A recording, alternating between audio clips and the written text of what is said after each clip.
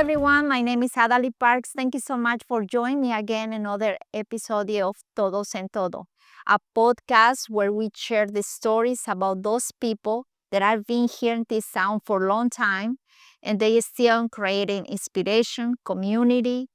And here in the small town that is growing every day, it's more and more important to keep those people alive. So here we are today with a very, very special couple, Erick Ochoa and Michael Koff. They own the Galería Todos Santos, who was one of the first, if I don't recall, is the first gallery in Todos Santos since the 90s.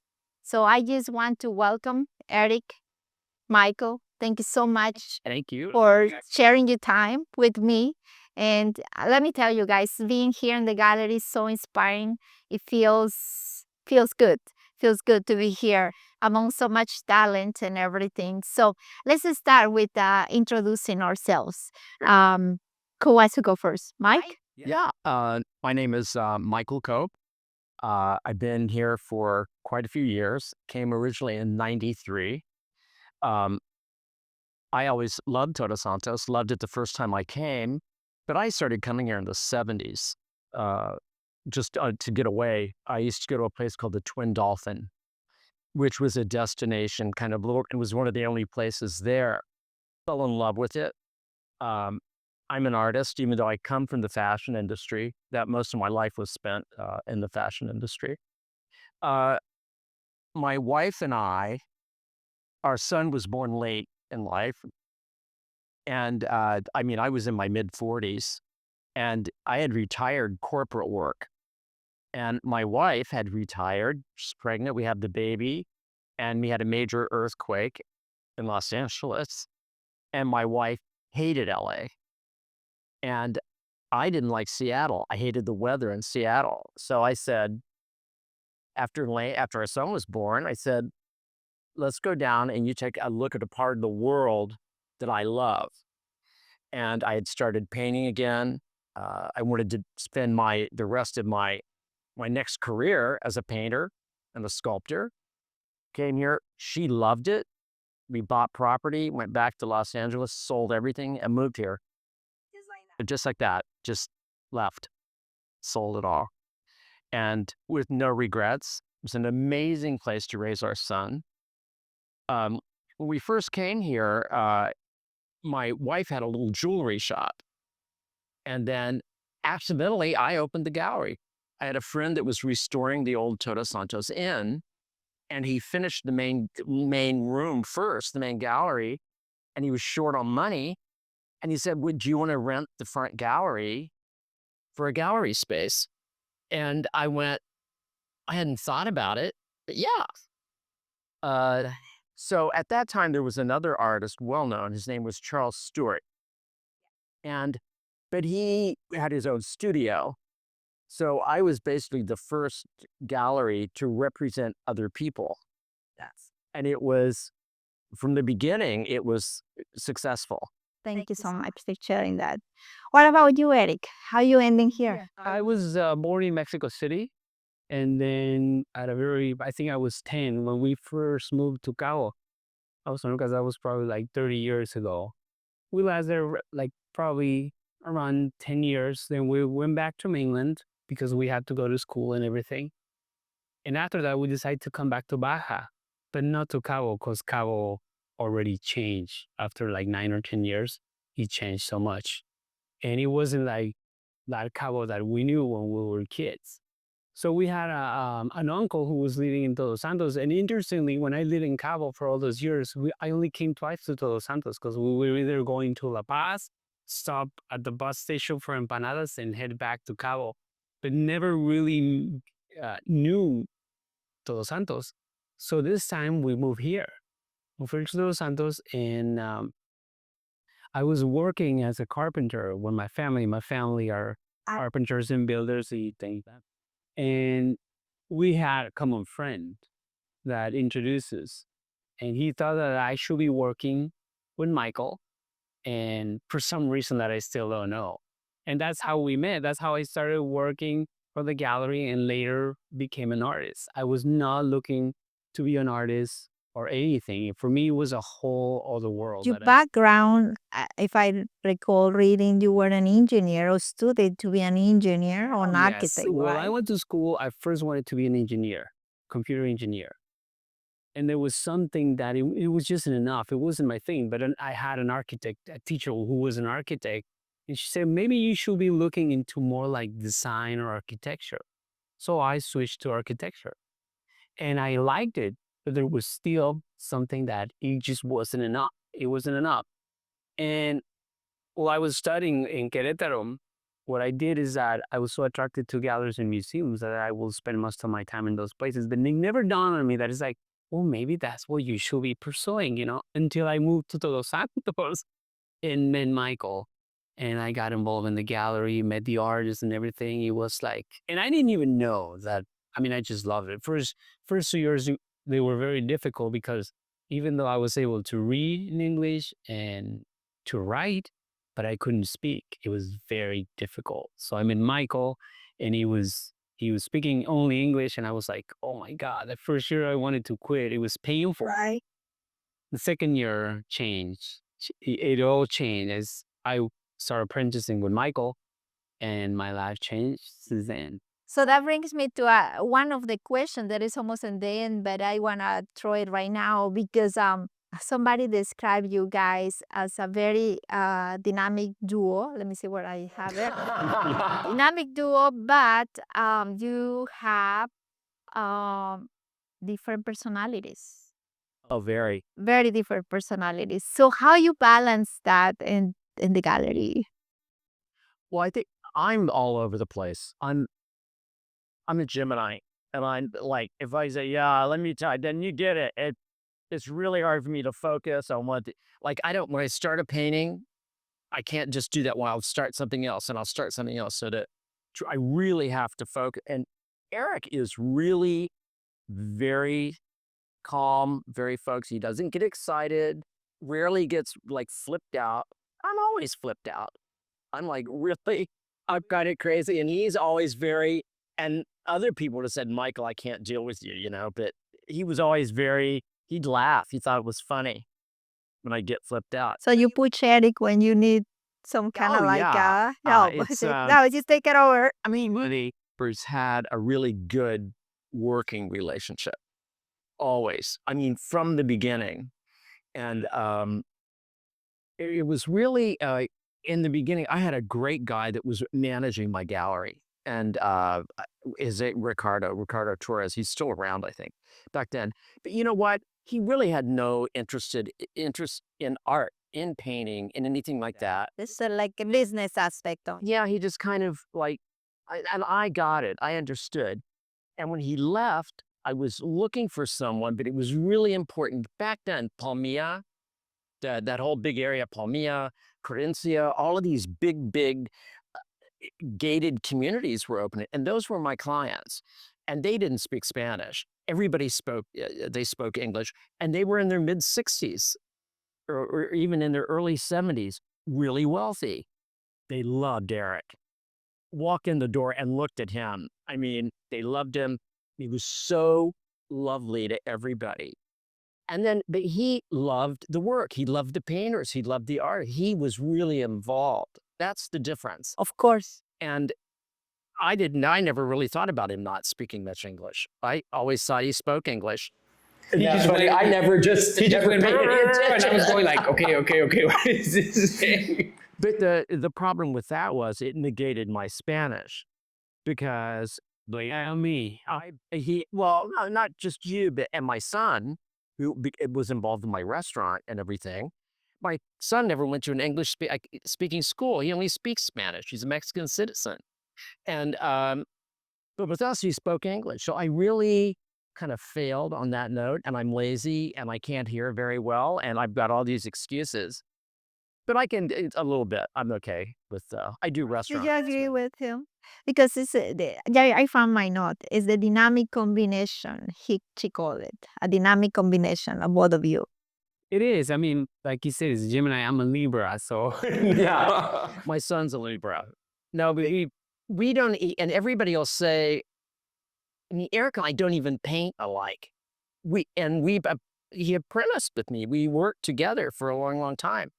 And I think it's really interesting to look at his work and to look at mine, you know? So it's very interesting what happened over the course of years. So, Eric, how you integrate your style with his style? Well, when I first started painting, it was like I asked Michael because Michael said, "Hey, help me." He was sculpting, and he said, "Why don't you model for me?" And then he said, "I'll pay you." And I said, "Don't pay me. Just teach me how to draw." And he said, "No, I don't teach anybody. I really don't. People are flaky, and I don't want to waste my time." And I was like, "Well, okay. I mean, I'll still help you." But and later he said, "Okay, let's just see if there's actually something that you're going to be committed to. You have to do it, And he was tough. He was a tough teacher. But he was a great teacher. He says, no, now later I realize how good of a teacher he is, or at least he was with me, because he like a classical drawing and he made me work at drawing and everything was very important. And more than teaching me the techniques or anything, he made me open and see differently, which is that I really always am gonna thank Michael for. Because it's not about the technique. You can learn the technique here or there in the books. Now YouTube, back then there wasn't YouTube. It was more like open to this world, open to the arts, appreciate the arts, what you do, and make it part of you, and make whatever you're doing, you're painting it. So that's kind of how we started. I did not know what I was doing. I wasn't trying to be an artist. I was just enjoying what I was doing, loving it passionately. He shared all his materials. He got me materials and everything. Now I reflected like, oh my God, that was how much money he spent on me. He really believed in me. And sometimes that's all you need. Yeah. I mean, and I was like, I knew this is who I am. This is part of me. And I will always gonna do it no matter what. So it's been 26 years now. And we now 26 years together. So you started in 94 with your wife, by the way, Yeah. right? Is she an artist too? No, no. She went to the dark side. She was in marketing and sales. I was on the creative side. And how long before you starting to be with and tip with Eric? You were 20. I was, yeah. 20 years old. Yeah, he was 20. It's almost 21. And I remember because I was having my 50th birthday party and a big party, and he was there. That's why I remember that year, because it was such a big party back at that time. But yeah, I mean, Eric, I remember the day in the studio because we get there a couple hours early and draw, and I would sculpt or he'd draw. And I remember the day watching him sketch that it clicked. I went, oh my God, did you do that?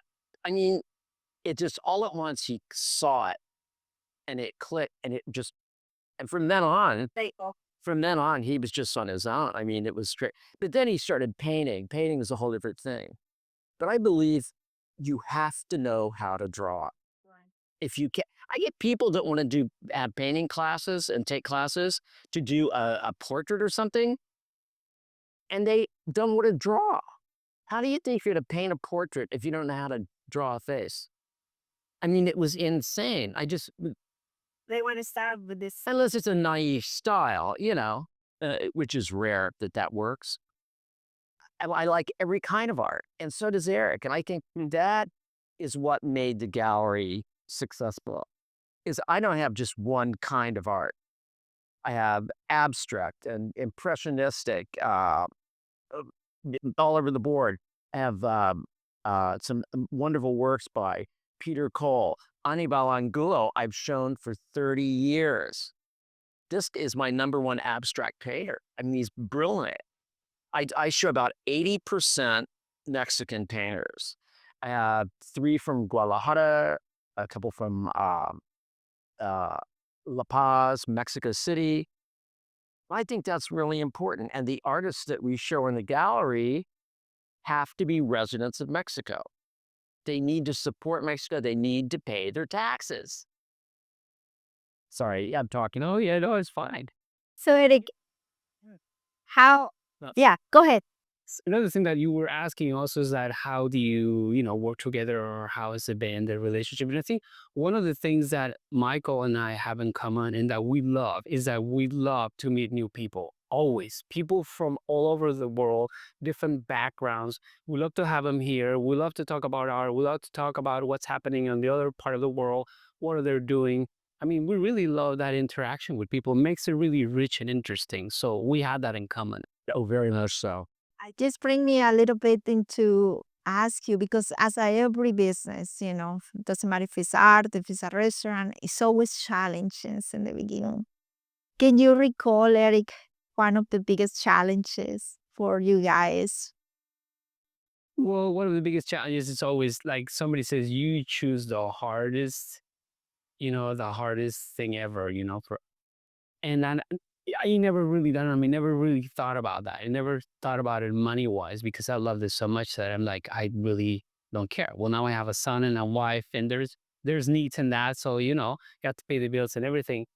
But I still don't see it that way. I just love it so much that it's a big part of my life. That it's maybe if I live on the street, I'll still be painting or something. Who knows? And a challenge is that because there's rents to pay, there's things to pay, and you know. So, what about challenges? Let me know a experience that you remember that, a hurricane or something that you remember. What were your challenges on the gallery or still being a challenge for you? Do you know, for me, the challenge, and it's very interesting what Eric said a minute ago about I've never been motivated by money. I mean, and I really, because I need it and I wish I were, but I'm not that guy. I'm not a hedge fund manager. I'm not that kind of guy. I'm not somebody could say, I'll give you $1,000 to do this, but if I don't want to do it, I'm not going to do it. I mean, that money is not going to motivate me to do it. So the challenge is always coming up with rent, coming up with paying seguros, challenge with paying everything and to be organized to pay it all. Uh, I think anybody in business now, especially, everything is so expensive and it's getting more expensive every day, is that budget and the challenge of totally doing it. The other thing is the challenge of the weather with hurricanes and stuff here. I mean, Odile Oh, yeah. I mean, you lose the roofs on your house, you lose the gallery, you lose all of this stuff. But as long as you're alive, it's fine. But I think there's always it's the challenge of growing, of learning new things. And as I get older, it's always, I'm trying to, I keep telling Eric he's getting too old for me. Now I need somebody tech savvy around 20 years old. I say, my work whip to his back starting to hurt. Now I need somebody younger than him. But the challenge is to keep learning, not to get stale, keep everything fresh, and don't be afraid to try new things. Like we're really involved with Kate Churning and Steve Jacoby with Bardo Sewer. How many painters do you or how many artists do you manage here? We have like 10 artists, 10 different artists. What you will tell to somebody who's listening, for example, somebody like me, that I don't know much about art and I don't know how to start to educate myself in art. What it would be advice from you guys to start to We are now, that's the difference now. Now we get calls from the local kindergartens and schools, and it's like, hey, we would like to bring a group of students. Will you receive them? Will you give them a little tour and everything? It's like, of course, we always welcoming students. We want them here. We want them that they know that this is part of their town and it's this culture. And when the kids come, it's like, well, I don't like that, and that's okay. Or that, I don't understand that, but what does it make you feel, that painting, let's say? Oh, it makes me feel like happy, makes me feel that it's sunny. That's what it's all about. It's whatever out? makes you feel. Yeah. You know, do I have time for a quick story? I was born and raised on a farm in northeastern Ohio, close to West Virginia. I'm one of 6 kids, and we were like dirt poor on this farm. And there was no room for ballet, opera, art, anything like that. And we didn't have a TV. I was 8 or 9 before we had a TV. we left the farm and went to a city, and I started going to a public school, and uh, it was really hard.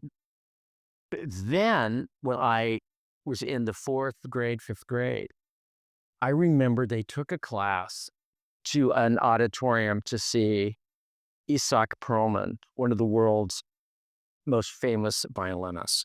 And I remember as a kid just sitting there going, what is that? It was the most beautiful thing I'd ever seen. And then later through school, I went to a ballet. I loved the ballet. I loved theater. So what happens is with a kid, you inspire that kid, you let him investigate. And, and you said something interesting, and I really love it, is that how do you teach somebody about art? I think the first step is when somebody says, I don't know anything about art. I only know what I like. That's what art is. That's what it is. You find a genre you like, and then you grow from that. And I have a lot of people that don't like abstract, and then they'll look at something and go, God, that's really beautiful. I love these colors. And then they start experimenting. And it's the same with theater. It's all of the arts. But you've gotta take a drink of it. You've got to taste it and find out what you like and investigate it. That's the way to start. I mean, I love all genres of art. I love the theater, everything. Love it, love it, love it. Yeah. That's a great story. It's a way to put it, And yeah, it's always about how that make you feel, pretty much. It's going to be exciting. Right. And with my son, my son is just like me. He looks just like my wife, who's Japanese, but he acts just like me. And when we go to theater, we go to galleries and stuff, he gets excited like I get excited, like Erick gets excited. My wife doesn't do that. She's like, you guys can go in the gallery. I don't care if I go in that gallery, which is fine. But it's just the difference in people and what they respond to. Right. Bye. I just came back from Europe. Actually, I was in Milan and France, and looking for obviously the tourist things to do. Right, the museum here, the museum there, and we have the opportunity to go to a couple museums there. And I can tell by hearing you and hearing Erick. I go by, and I pass by the abstract. I never was pulled into. But then I see, like Matisse or Renoir, and it's like, oh, this is the woman in the window and the light, and it's like, oh, this is so romantic. So I think I kind of now discover what I like. So Sure. And it's the same in music. yes, Or the same in writing or reading a book. do that. Or fashion, You're right. So tell me a little bit more about your styles. You have different styles, you combine, how you describe your style, for example. Well, I love figurative work. I very rarely do abstract work. I'll do some impressionist work, but my work is mostly figurative. But in the beginning, that's basically what I did. And then once there was a storm in La Paz, and I was walking down on the Malecon, and I remember the light on these palm trees, and I went, oh my God, look at the light on that. It's really amazing. And I got a picture and I painted it, and it sold right away, and I love painting it. So then I get involved in doing really large scale cloudscapes, more cloudscapes than landscapes. Um, so now I get a lot of commissions for the big cloudscapes, but I'm now doing more sculpting. I'm really into sculpting and dimensional work. So if you can share what are more, a painter or a sculptor, if you can define yourself. Oh, well, right now I'm a sculptor. What about you? But you're like, Well, I think in terms of styles, I think styles keep changing over the years. So you keep changing depending on how you feel or the part of your life that you're at, And I love figurative too. But then sometimes art becomes really overwhelming for me because I want to see everything. I want to do everything. I want to try everything. You about to kind of go concentrate on this. And later will be this like I'm doing a lot of figurative work and landscapes, kind of whimsical paintings and things like that. But then I'm always thinking like, I think in the future I'm gonna be an abstract painter. It's just not time yet. Time is not there yet. I've done some pieces and they're great, but it's not time. It's like a process of discovering, always discovering. Eric's being modest. He did a large show for what's the name of the place? The Viceroy. The Viceroy. Done. And amazing, and predominantly abstract, and yet sold out. I mean, and his work is as an abstract painter, he can cross over into abstract, and he does it very easily. I was never able to do that. Then now it's time for me to turn over the gauntlet. Now it's time for Eric to. Really? Well, I think You'll never retire. why not? I'll never retire, but I think it's in 5 years. Come on, I mean, how much? Well, let me tell you, somebody told me, "Oh, you're doing this podcast. It's great. It's beautiful. You have to do Michael Cobb. He's leaving, and I'm coming." Actually, that same day, I came rushing. You were busy there, and I said, "Michael, I have to do that. I heard that you're leaving." He's like, "Well, yeah, but not yet." Slack. But it's good to know and good to have you. So, let me ask you something. I know you guys have different techniques. You go from acrylic to clay to oils to charcoal. If you have to choose one of those, which is your favorite material to work with? I do mainly oil, and I love oil. Lo- I love oil. Yes. It's just the texture. Like I remember told somebody said, "What do you like oil?" When I was first apprenticing Michael, and he showed me the oils. It's just they look like candy to me. I still see. I mean, they're so rich. The texture, the smell, what you can do with them, what they allow you to do. It's just great. And I mean, in acrylic is a lot faster, but it just doesn't move me just as oil does. I don't know, acrylic. Yes, it dries faster, and I don't like, and I like just to grab oil from here, from here, from here. I don't have to worry about drying. Then if you want acrylic not to dry, you have this thing. I mean, oil. I just love everything about oil, and maybe just a pencil, either oil or just a pencil. That's it.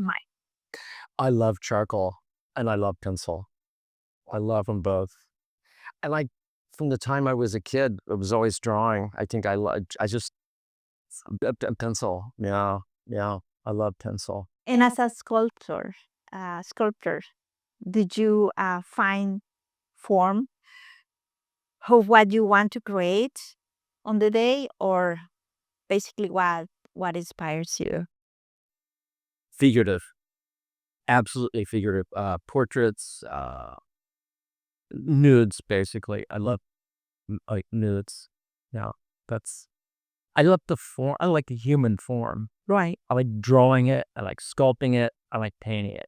I see. I was a great fan of like all of those, like who were did the all those famous moods and all of those great sketches, and Da Vinci could really draw. Michelangelo's drawings, all of those guys really knew how to draw. I loved it. And Picasso, his early work. Oh my God, could he draw? Yeah. It was amazing.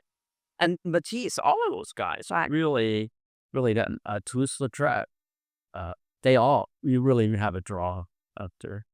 So drawing, there was a guy that used to live with, I used to show, and he said, if you want to really know an artist, look at his sketches.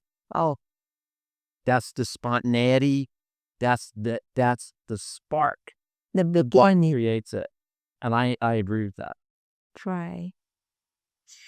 So, Eric, I remember one of the paintings that really, really caught my attention because I didn't know how to interpret it. And I heard that you like to listen to people, their own interpretation of your work, right? Is that cow coming out of the ovni, like Yeah, like a UFO. UFO ovni, or going up? I don't know if it's coming down or going up, but in the grounds, and so almost nothing there. And so make me feel, I don't know how to describe it, but this is so epic. This is, I mean, how you come out with that idea? I started doing like land. First, it all started with one cow. I painted one cow because I wanted to see the light on the cow and everything. And then I started doing these landscapes with cow, like and mainly cow. But after many years, I was kind of getting bored of just cows and everything. And a friend came one day and was talking to me about UFOs and all of that stuff. So then I was thinking one night and I go, I know what I'm going to paint. On the next landscape I do, I'm going to put a UFO hidden in the clouds and I'm going to have a cow up in the air. And that's going to be the last cow. Adios, amigos. They're beaming up a cow. There's no more cow. Yeah. And he has to be dramatic and everything. So I did. So then that started a different series, Adios, amigos series. And it's cows beaming up by UFOs and things like that. In a way, it was making fun of myself and how serious the paintings are and everything. Yeah. I said, yeah, I'll paint a landscape, but then I'll add this other ridiculous scene of a cow up in the air and everything. And then one day somebody said, but what does it mean? I said to this person, I'm the cow. I'm the cow in my paintings. But sometimes I'm the UFO. Sometimes I'm the dark cloud. I mean, it can be many things. That was very clear, very clear. It's always interesting to see people's reactions because there's like, oh, there's a cow up in the air. There's a UFO, so it's that interaction what I like. So, everyday life, you like it? It's okay. It's all right. Hi, Blue. By the way, we didn't introduce you. He, huh? There's a she. She. She is blue, azul, azul en español. Thank you for being with us. So yeah, the interpretation of your work, it's what it people make them feel, basically, in the end of the day, and what it sells, pretty much, right? One of the things that I wanna ask you both is that having so many painters now, art, not only painters, photographers, writers in our town. Do you think you were the pioneers to open that door? I feel that way. I wanna have you taken on because now it's a lot of people that come here for workshops, for painting. You consider our town a good place to inspire, to paint, to write, to take the photograph. What do you think is what it attracts people here to do all that? Because we have a lot of that. It is so good because it's so beautiful having those kind of people. That's the kind of people we want in town, They have inspiration. I loved here in the beginning. The light is always good year round. Even when it's raining and storming, you get that great light coming in and out. And it's spectacular. Yeah. It's like Technicolor, and the texture of the desert meeting the water. All of those things combined. I mean, in the winter, it's like a jungle here. After it rains and everything blooms, and then in 5 months, it's a desert. There's nothing green, nothing happening anywhere.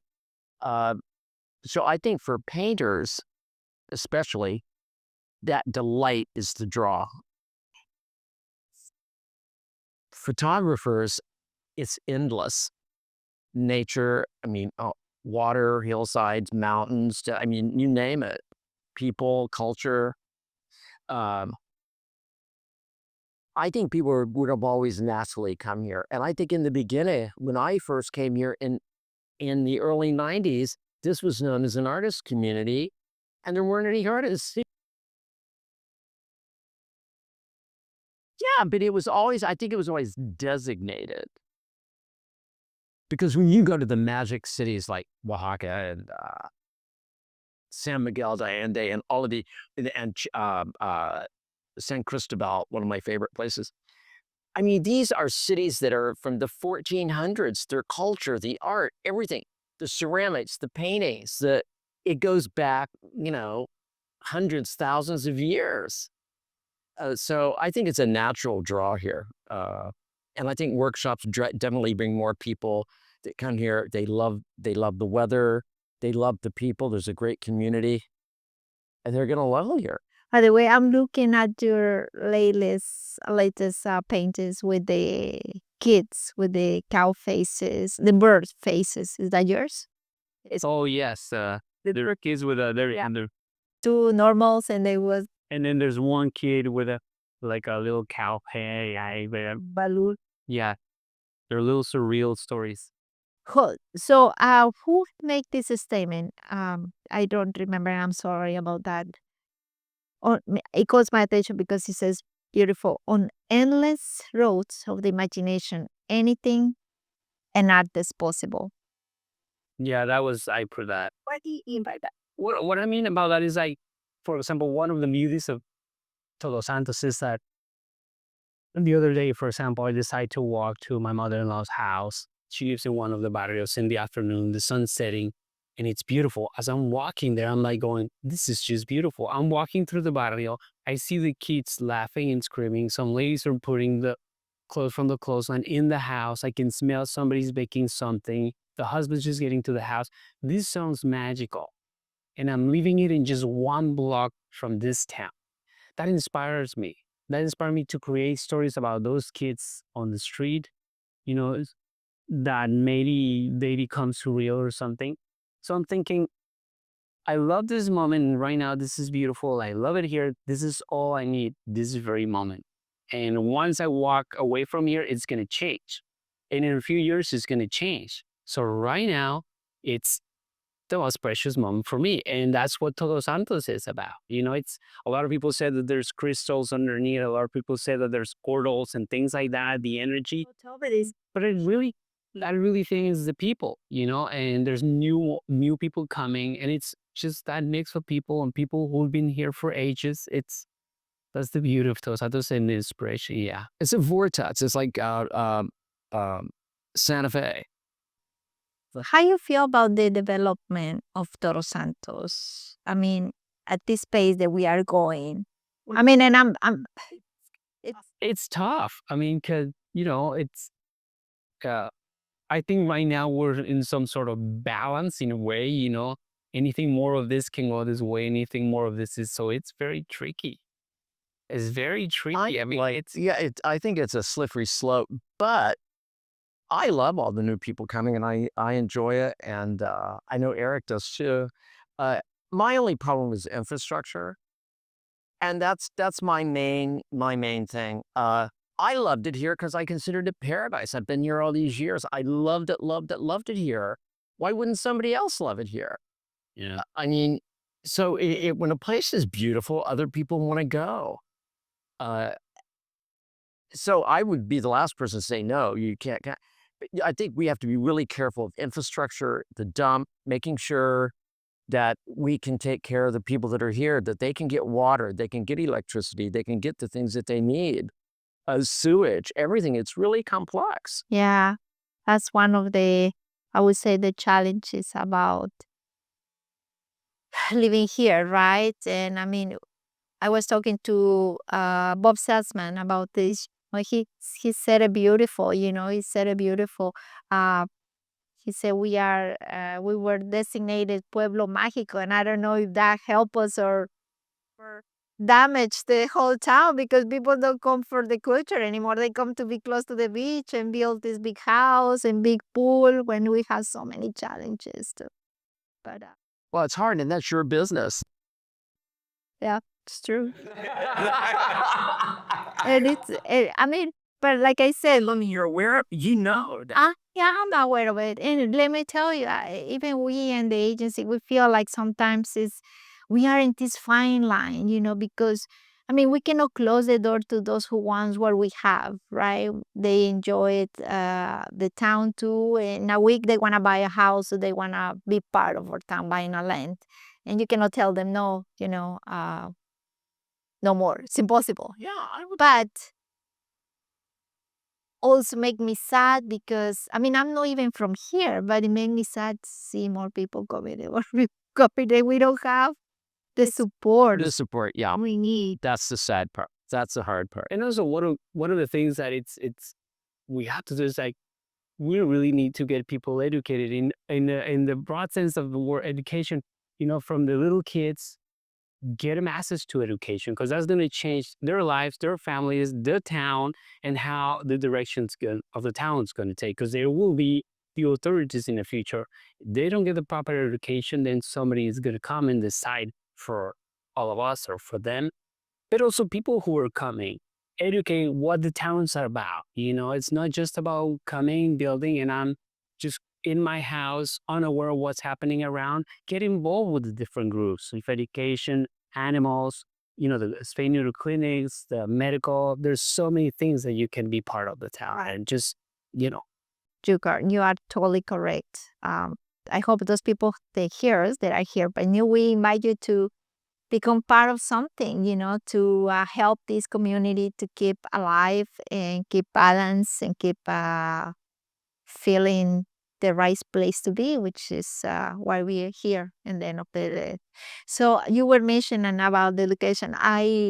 You are involved also with the Palapa Society, which is one of the big organizations that we have here to help those kids with education. And you started teaching art there. I started teaching art, and later I went to the dark side and I joined the board. I stopped teaching art, but yeah, uh, it's been like probably about 17 years, 18 years, and my whole reason why I joined is because I wanted to share what he was giving to me. Michael gave me that gift, so I wanted to give it to others, to the children.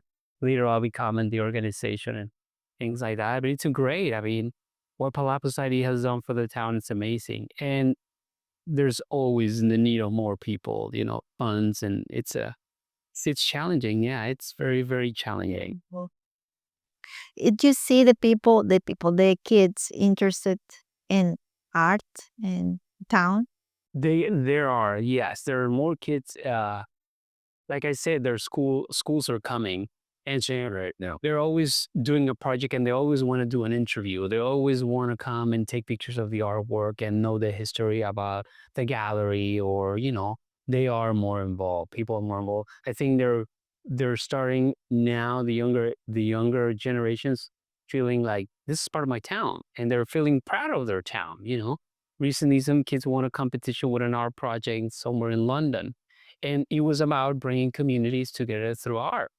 So yeah, I think those younger generations, once they fully embrace what the town is known about, the art and the artist community, it's going to be great. So So, Michael, to finish, how you see the future? I mean, you pack, you leave, you go. How would you imagine the future of Even when I pack up and leave here, uh, is the future of uh, art and town? I think it's just will get better and better. I mean, we've got some great, great galleries in town. I mean, new gallery. Jill Logan and Jill, Jill came 3 years after me. So she was 3 years after me. Then Gabo was here. Then I gave Gabo his first show here. And oh my God, Galeria Militar. I mean, Mark Gabriel is here. Yeah. Your cat, Miguel Guerrero, because it's Guerrero Gallery. Sonrisa de la Muerte, Benito Ortega Well, also. Benito I mean, Ortega it's like, was here for many And, years, right? and what the photographer next to Jill, Pablo. I mean, amazing, amazing work. Great artists in town, and I think it's just going to get better and better and better. The only thing that is difficult for new galleries and for new people to start here is rents are so incredibly high. yes. And that is a real deterrent. If you can't get a little space for under so much a month, you can't make the money. The season here is short. You have 5 or 6 months max. I don't care what anybody says. The season. And if you have to pay all of that money year round, and if you have employees and you pay that year round, it's really, really difficult. So it really like any big city in the world, that's what happens. That's why everybody left Manhattan and ended up in Brooklyn. Now we're leaving Brooklyn and going to New Jersey because artists are always forced out. They're what helped create the town, then they're forced to leave because they can't afford to stay there. Well, that's my opinion. So that's the only thing that will hinder growth in terms of galleries and stuff in town is the price. And otherwise, a bigger gallery, big chain galleries, with somebody that own large places in other cities come here and open a gallery. And that they can do it, they can afford it. That's an international problem. That's not just indicative to here. Well, any final words? I got to say, I love Todos Santos. It's been a huge part of my life, and I loved it. I loved the people, loved the town. Uh, I, it was a great place to raise my son. I think for anybody who has a family, it's a great place. There's always something happening before 8 o'clock at night. It's another experience. What do you think? I will quote Michael and say, visitors, come and get some culture. Yeah, come in. That's what I said.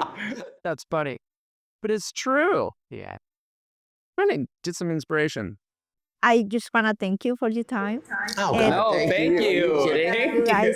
Very, very spontaneous. It's fine. It feels so good to be talking to you guys both. And I hope you guys can come visit the gallery, Todos Santos. We are in the Topete, almost corner with Benito Juarez. Benito Juarez. If you live in town, please come. Which hours you open here? We're open from 10 to 5. 10 to 5. And bring your kids.